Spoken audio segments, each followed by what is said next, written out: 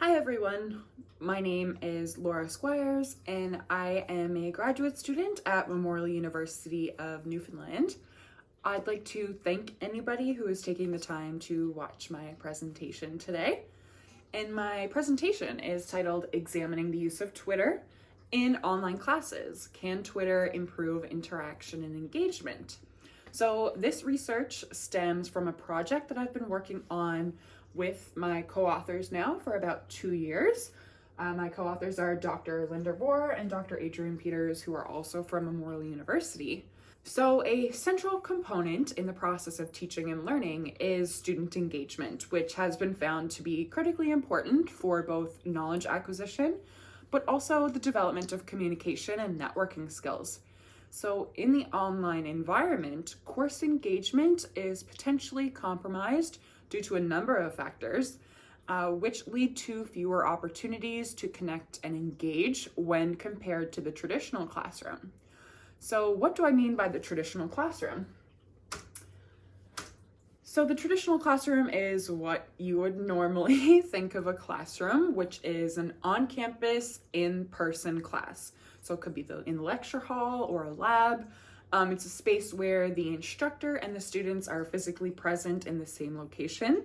So interaction and engagement have been found to be higher in this traditional classroom environment because the students can directly ask the instructor a question and have an immediate answer, but also engagement and interaction between peers in that classroom is a lot easier when individuals are in the same location for you. There's a lot more opportunity for interaction and engagement.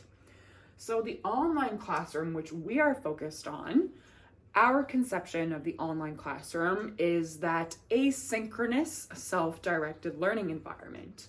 So on D2L or Brightspace, it may be called a distance education course. And this means that students are provided with all of the information and material for the course at the beginning of the semester and are then required to direct themselves through the course. We don't have digitized lectures or schedules of meeting times or anything of that sort. So in this type of online classroom, which we are talking about and referring to, interaction and engagement has been found to be lower. So why? Why is this, you may ask? So in the online classroom, there is a physical distance between the instructor and the student, but also between students. So this physical distance causes fewer opportunities for students and the instructor to interact and engage with each other.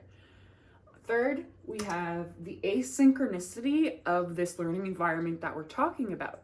So we could have one student completing an assignment at 3 and another who wouldn't have time until 7 p.m. So the learning environment when compared to the traditional classroom is going to be a lot different for each student. But this asynchronicity piece really presents fewer, again, opportunities for the interaction and engagement between students. So we were looking for ways to increase this interaction and engagement given the online nature of our course, which again, there's that less opportunity for students to interact and engage with one another. So you may be wondering, why did we choose Twitter? Which is a great question. So Twitter inherently promotes interaction and engagement between its users as a central function of the platform. When we're looking at Brightspace, where traditional distance courses are delivered, Brightspace doesn't really inherently promote that interaction and engagement between students. It would require an instructor to go in and activate that discussion space. But again, that really doesn't inherently promote interaction and engagement. Twitter is a dedicated social platform where one of its main purposes is for users to interact and engage with one another. So hopefully this inherent function of interaction and engagement will carry over when it's used in the classroom. Secondly, Twitter has been found to merge formal and informal teaching spaces using just-in-time or 24/7 means of communication. So informal learning spaces, as we would find on Twitter, help to solidify or to concretize what students learn in that formal teaching space. Twitter has been found to increase interaction between students, but Twitter has also been found to increase interaction and engagement through social presence. So social presence refers to the level of visibility an individual exhibits on a social media platform like Twitter. So on Twitter, you may show social presence through posting tweets, liking or retweeting students' posts. It's done as a way to legitimize the platform, but also it shows students that you're active and you're visible, and maybe that's what they should be doing. So here we're leading by example, which again encourages interaction and engagement on Twitter. And lastly, we have interaction between students, but also the student and the instructor. So I just kind of touched on this in the point before.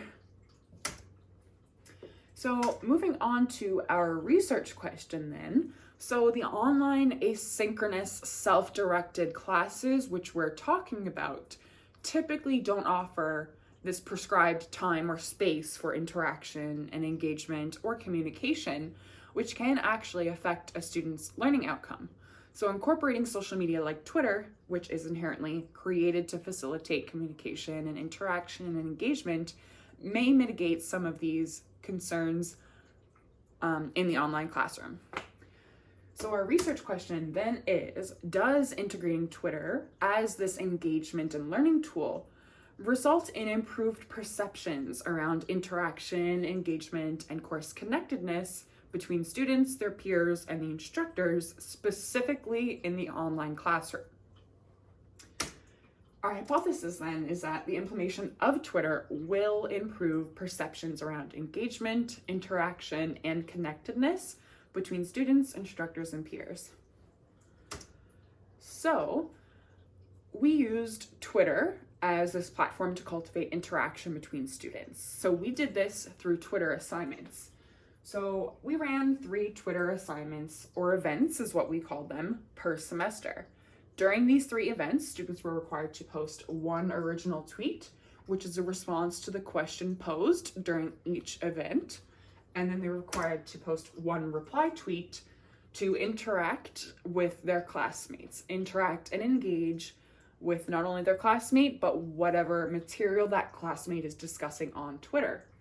So Twitter is our platform for cultivating this interaction and engagement. Like I mentioned before, D2L doesn't really inherently create these opportunities for interaction and engagement directly.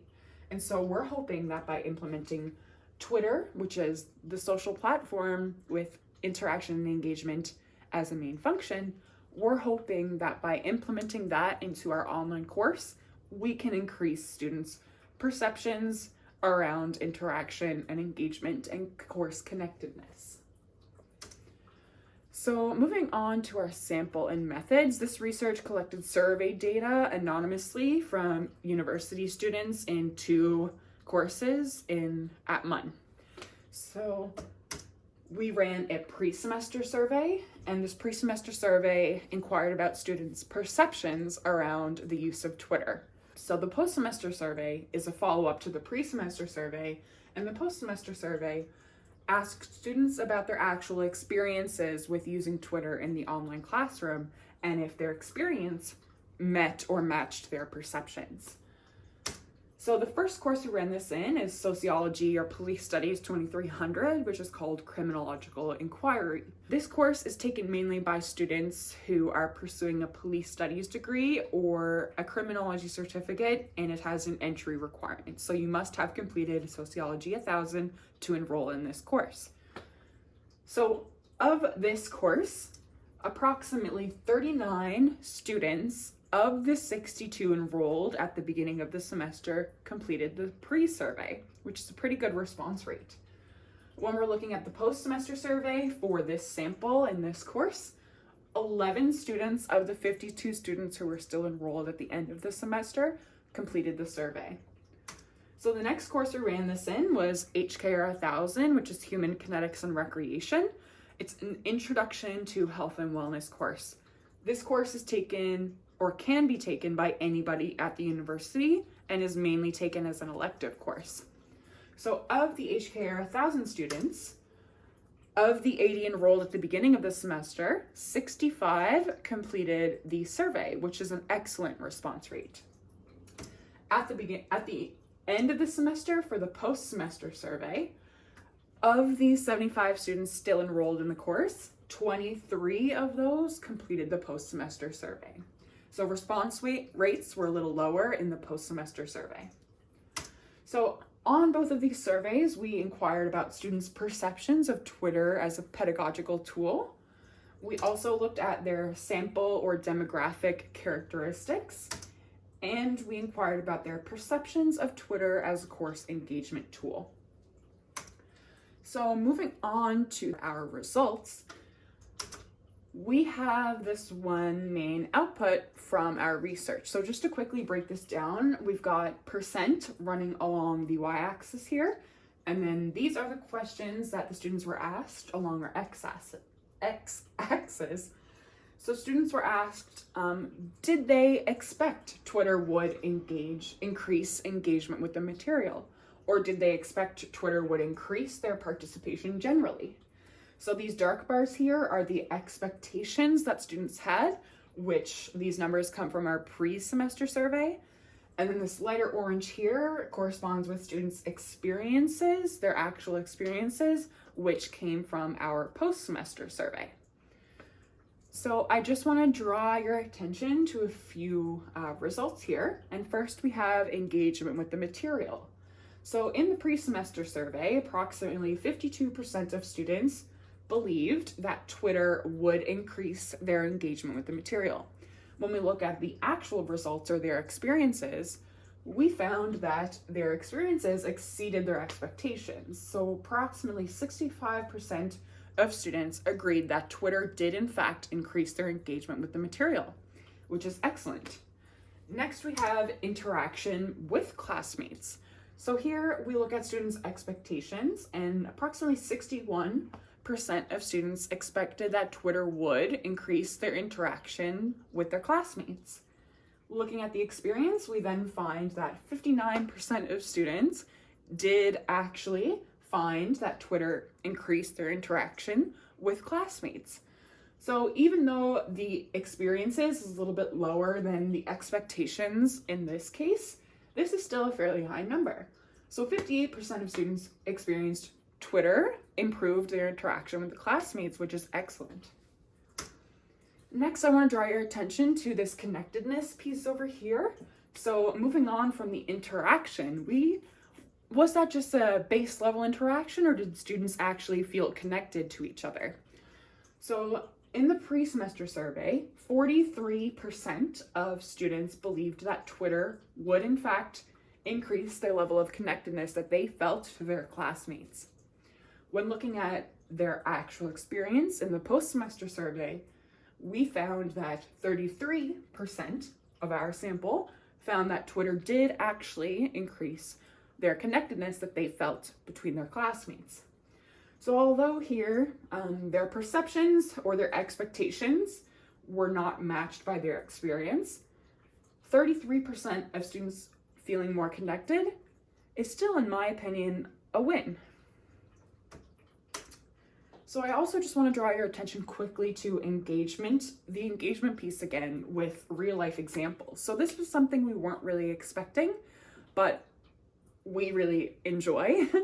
So 32% of students in the pre-semester survey expected that Twitter would improve their engagement with real life examples. But what we found in the post-semester survey was that 56% of our sample did in fact find that Twitter increased their engagement with real life examples. And this is really interesting because this is kind of the operationalizing of knowledge here. So if students are able to better engage with real life examples, they're better able to apply the knowledge learned in this course as well.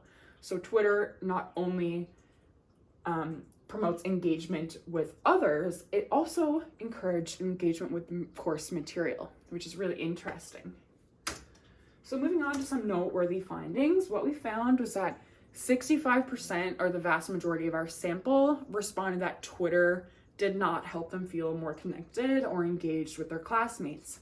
But these results align with a lot of research already completed in that the use of social media in the online classroom is divided. So perceptions of its usefulness on increasing interaction and engagement or connectedness are divided.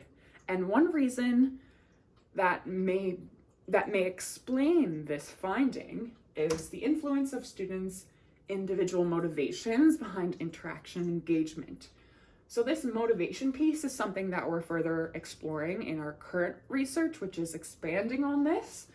But initially what we're finding is that students' reasons behind why they're going to interact and engage in a classroom are going to influence their perceptions. And something else, students' engagement with the material exceeded expectations. So just to draw back to this graph again here, engagement with the material, expectations were exceeded. So that's excellent, that's what we want to see. But also their engagement with real life examples far exceeded their expectations.